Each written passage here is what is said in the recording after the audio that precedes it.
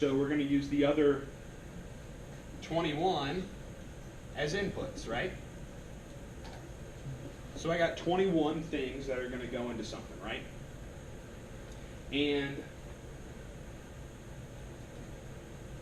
here I'm saying that we're going to have one hidden layer. So that means we're only going to have one thing until we get to predictions. We're not going to have two like we saw before. And we're going to have 10 hidden nodes. So 1, 2, 3, 4, 5, 6, 7, 8, 9, 10. Okay? So what's going to happen is we're going to let jump go out, and it's going to connect every input to all 10 of the nodes. And then what it's going to do is it's going to find out what the weights need to be for each one of those. And it's going to do that for all 10 of these. Now, 10 is kind of arbitrary, right? Why didn't you choose 5, Josh? Why didn't you choose 6? Why didn't you choose 11? Whatever. Well, we can change that later and see how well it does. Ideally, we'd like to have as least as possible, but we want to make sure that our predictions are accurate enough. So it's kind of a balancing game. So how do you do this in jump? So if you have the data pulled up, we're going to predict for skunk. That happens to be the first column here. Okay, that's the TT0109830. So what you're going to do is go to Analyze. You're going to go to Modeling, and then click on a button that says Neural. Jump's made it very easy for us. Then I'm just going to put the first column that's not user into the response. And then I'm going to select the variable right below that and scroll to the bottom, hit Shift, and then click to get all the variables that are not the response. Everybody following that?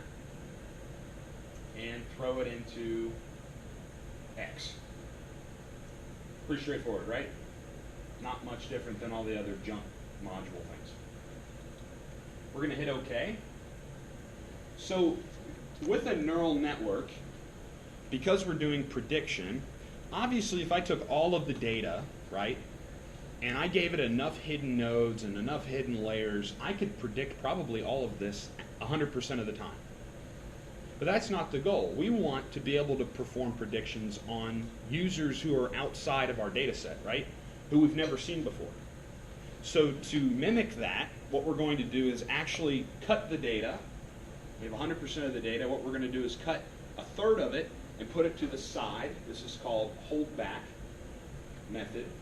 And we're going to take 66% of the data, and we're going to use that to build our model, and then check to see how the other 33% did. Does that make sense?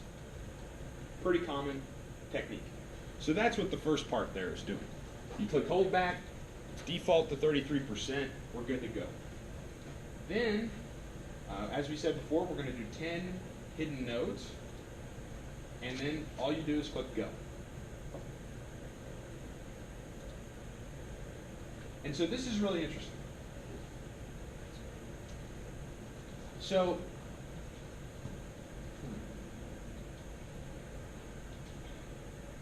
it gives you these R-squared values. For some reason, they don't always tell the whole story here. So as you can see,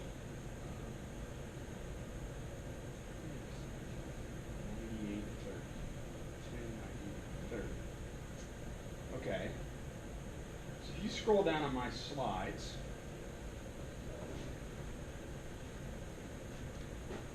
I got 100% in my slides accuracy. That means the model predicted all the people in the model that was used to create the model perfectly, and all the people outside perfectly. But when I just did it, did anybody else do this? Anybody else following along? Click the buttons. Yes? What did you get for your R squared? 0.28. Anybody else? Anything? Okay. So let's try to run this again.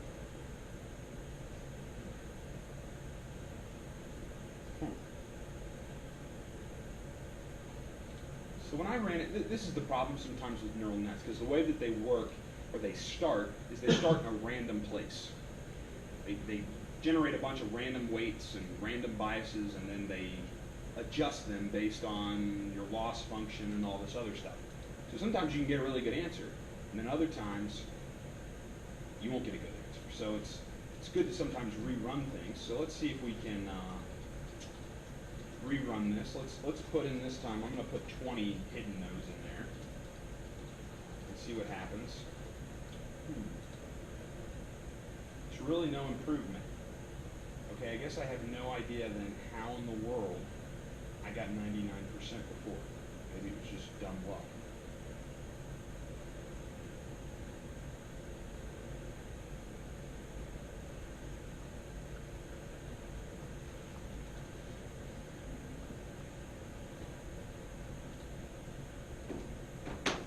See if we can play with this a little bit.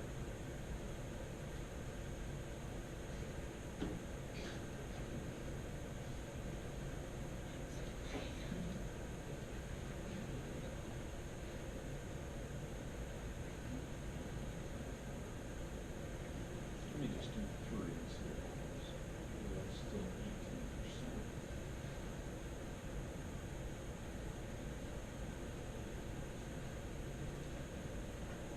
So all I'm doing is just adjusting the number that goes here. And all of these are then used to predict a y. So let's see if 50 works. A little higher.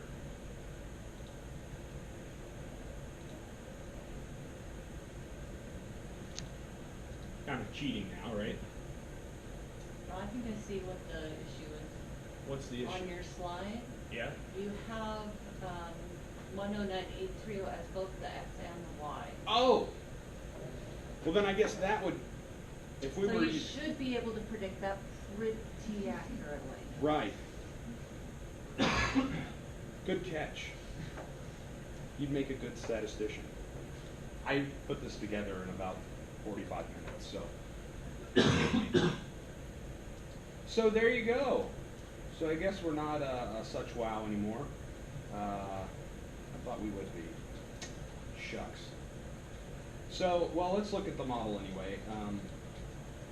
It looks like we're getting somewhere around, let's look at these results really quick.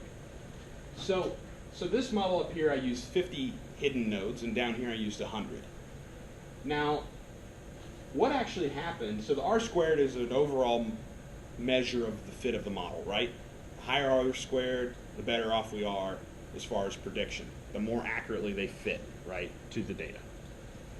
So you can actually see, this is with the training, that's the data that was used to build the model, right? With the 50 model, we had 39.39 R squared. With the 100, it actually went down. So actually adding more made it worse. It clouded the issue.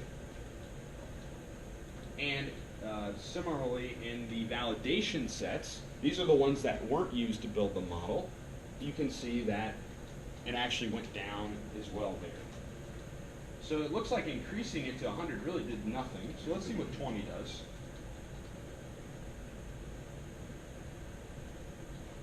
Okay, so 20 showed a bit higher in the training, but lower in the validation compared to 50.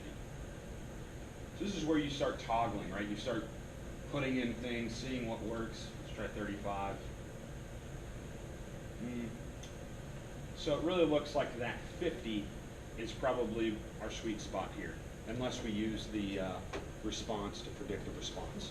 In which case we can get 100% most of the time. It's really funny that it didn't get 100%, and I should have caught that. But I was really hoping that the neural net would just be awesome today, and it wasn't.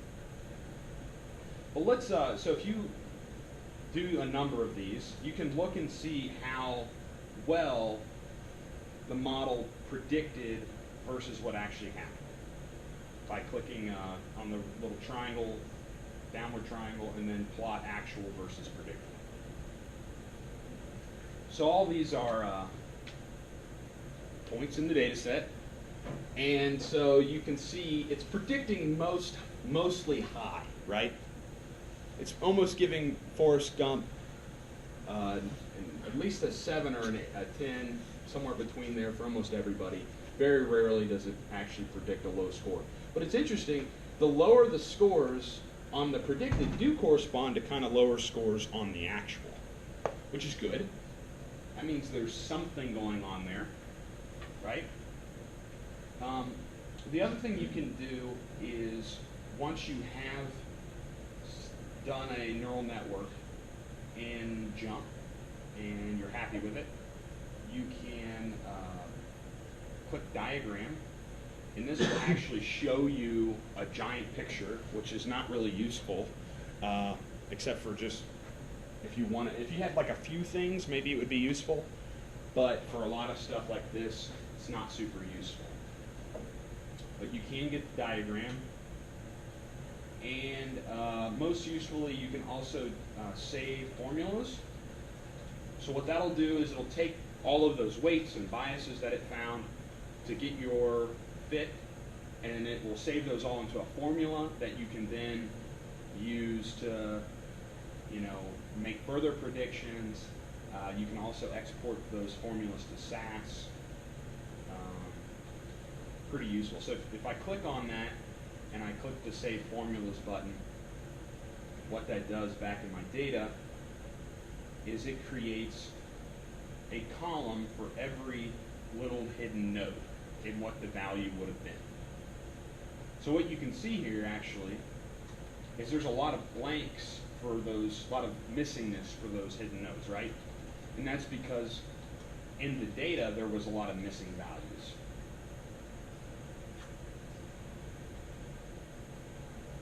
So even though we had 2,000 individuals in our data set, we were only probably able to utilize about